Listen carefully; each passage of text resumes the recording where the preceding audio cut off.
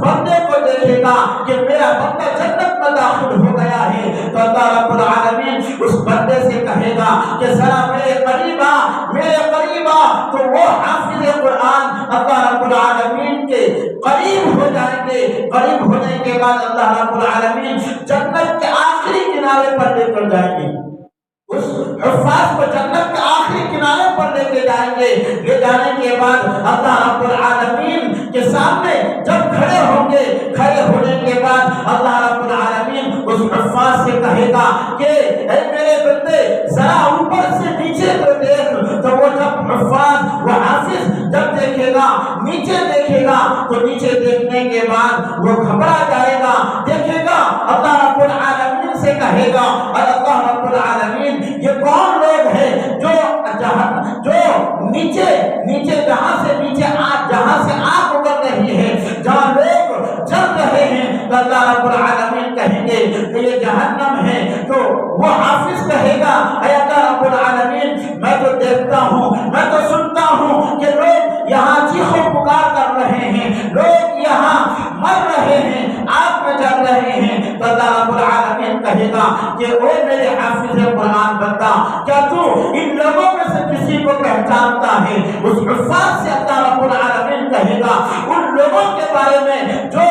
بندہ جو حافظ قرآن جنت کے اوپر والے حصے سے جہنم میں جو دیکھ رہے ہیں، جو بندے جہنم میں چل رہے ہیں، ان بندوں کو دیکھ کر اللہ رب العالمین اس حفاظ سے کہے گا کہ میرا بندہ کیا تو ان بندوں کو جانتا ہے جو جہنم کے اندر چل رہے ہیں، جو آگ کے اندر چل رہے ہیں؟ تو وہ بندہ کہے گا، وہ حافظ کہے گا ہاں میں اس کو جانتا ہوں، ہاں میرا یہ باپ ہے، یہ میرا بھائی ہے، یہ میرا چچا ہے، یہ میرے رشتے دار کے اولاد ہے، یہ میرے رشتے دار کے افراد ہے، میں ان لوگوں کو جانتا ہوں۔ تو اللہ رب العالمین اس حافظ قرآن سے کہے گا کہ میں تمہیں اس بات کی اجازت دیتا ہوں، تم اس جہنم کے اندر جس آدمی کو دیکھ رہے ہو اور جس آدمی کو پہچانتے ہو تم اشارہ کرتے جاؤ، تمہاری وجہ سے میں ان لوگوں کو جہنم سے نکال کر کے جنت میں داخل کر دوں گا۔ یہ ایک حافظ قرآن کا مقام اور مرتبہ ہے۔ اس حافظ قرآن کے اشارہ کرنے میں تاخیر ہوگی، لیکن اللہ رب العالمین کا اس بندے کو جنت میں داخلہ کرنے میں کوئی تاخیر نہیں ہوگی۔ بندے کے ذہن میں آئے گا کہ یہ میرا بھائی ہے، یہ میرے رشتے دار ہے، یہ میرے ماموں ہے، اشارہ کرنے میں تاخیر ہوگی، لیکن اس بندے کی مغفرت کرنے میں کوئی تاخیر نہیں ہوگی۔ یہ ایک حافظ قرآن کا مقام اور مرتبہ ہے۔ اب ذرا سوچیں کہ جس آدمی کو وہ حافظ پہچانتا ہوگا، اس آدمی کی مغفرت اس حفاظ کا اللہ رب العالمین اس حفاظ کے ذریعے کر رہے ہیں، تو اس حافظ قرآن کا خود مقام اور مرتبہ کیا ہوگا؟ اللہ تبارک و تعالی اللہ کے نبی علیہ السلام ایک دوسرے حدیث کے اندر ارشاد فرماتے ہیں کہ ایک حافظ قرآن اپنے خاندان کے 10 ایسے لوگوں کی مغفرت کرے گا، 10 ایسے لوگوں کو جہنم سے نکال کر کے جنت میں لے آئیں گے جن کے رشتے داروں کا جہنم میں جانا طے ہو چکا ہو، جن کے لیے اللہ رب العالمین نے یہ فیصلہ کر دیا ہے کہ اس آدمی کا جانا جہنم میں طے ہو چکا ہے۔ تو اللہ رب العالمین کے پاس وہ حافظ کھڑا ہوگا، کھڑے ہونے کے بعد اللہ رب العالمین اس حافظ سے کہے گا کہ بتا کیا تمہارے یہ رشتے دار ہے؟ تو وہ آدمی کہے گا، وہ حافظ کہے گا ہاں میرے یہ رشتے دار ہے۔ تو اللہ رب العالمین کہے گا کہ تم اپنی مرضی سے 10 ایسے لوگوں کو جہنم سے نکال کر کے جنت میں لے کر کے چلے جاؤ جن کو تم پہچانتے ہو، جو تمہارے رشتے دار میں شامل ہیں۔ میرے دوستو، حافظ قرآن کا بہت مقام اور مرتبہ ہے، اس لیے ہم اور آپ، اگر آپ میں سے کوئی لوگ حافظ قرآن نہیں ہے، اگر وقت ہے تو آپ اپنے آپ کو اپنے سینے میں قرآن کو محفوظ کر سکتے ہیں، یہ کوئی تعجب کی بات نہیں ہے۔ لوگ مرنے سے پہلے جو بچپن میں قرآن کو حفظ نہیں کیے، بلکہ 40 سال 50 سال کی عمر میں انہوں نے قرآن کو اپنے سینے میں محفوظ کیا، اگر آپ کے پاس وقت نہیں ہے، اگر آپ نہیں کر سکتے ہیں، تو آپ کے اگر بچے ہیں تو آپ اس اپنے بچوں کو ضرور قرآن کریم کو حفظ کرائے، ان کے سینے میں قرآن کریم کو ضرور محفوظ کرائے۔ اگر آپ کے بچے بھی بڑے ہو گئے ہیں تو آپ کے جو پوتے ہیں، اگر آپ کے نواسے ہیں تو آپ ان پوتے اور نواسے کو ضرور حافظ قرآن بنائیں۔ کیوں؟ اس لیے کہ اس حافظ سے کہا جائے گا بتا کہ تو ان میں سے کسی کو پہچانتا ہے جو تمہارے رشتے دار ہے، تو وہ حافظ قرآن کہے گا ہاں میرا یہ دادا ہے۔ اگر آپ اپنے پوتے کو حافظ قرآن بنائیں گے تو کل قیامت کے دن آپ کا پوتا آپ کی سفارش کرے گی۔ اگر آپ اپنے نواسے کو حافظ قرآن بنائیں گے تو آپ کے نواسے آپ کی سفارش کر قیامت کے دن کریں گے۔ اس لیے اگر آپ کے رشتے دار میں کوئی ایسا بچہ ہے تو آپ حافظ قرآن ضرور بنائیں، تاکہ آپ کے خاندان والے اس حافظ قرآن کی برکت سے، اس حافظ قرآن کی عظمت سے مالا مال ہو سکے۔ لیکن ایک بات یاد رکھے، جہاں اللہ رب العالمین نے اس حدیث کو بیان،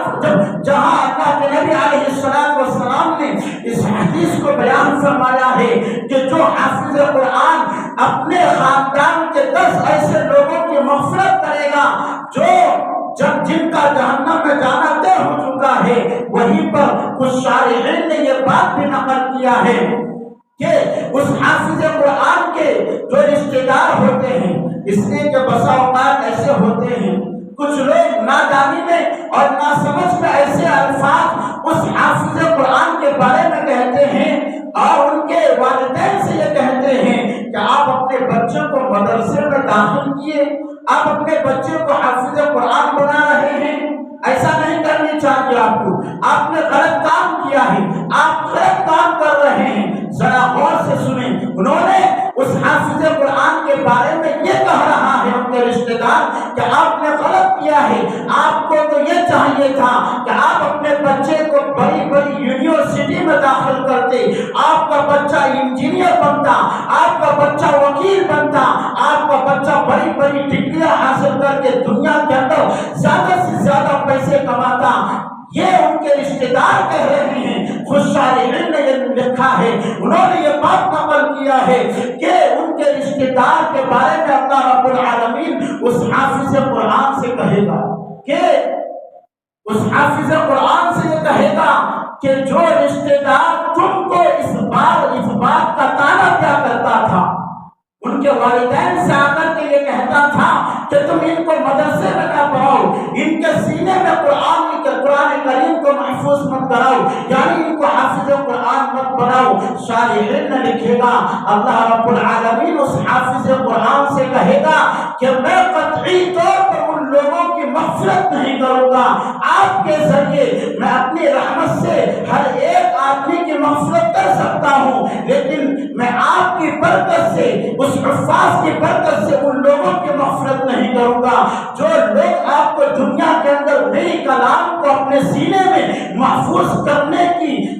کے بارے میں تانا کیا کرتے تھے، وہ بیچ میں آ کر کے آڑے بن رہے تھے، راستے رکاوٹ بن رہے تھے، ان لوگوں کے اللہ رب العالمین اس حافظ قرآن کی برکت سے مغفرت نہیں کریں گے۔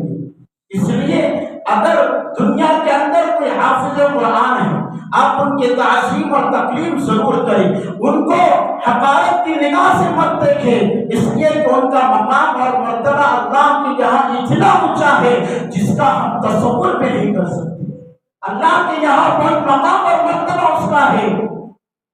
آج ہم اور آپ یہ سمجھتے ہیں جو حفاظ گھوم رہے ہوتے ہیں، جن کو لوگ پوچھتے نہیں ہیں، جن کو لوگ سلام نہیں کرتے ہیں، آج ہم اور آپ ان کو حقارت کی نگاہ سے تو دیکھتے ہیں، آج ہم اور آپ ان سے بات کرنا اچھا نہیں سمجھتے ہیں، لیکن میرے دوستو یہ بات یاد رکھیں، اللہ کی نظر میں ان کا مقام اور مرتبہ کیا ہے اس کے بارے میں ہم اور آپ سوچ نہیں سکتے۔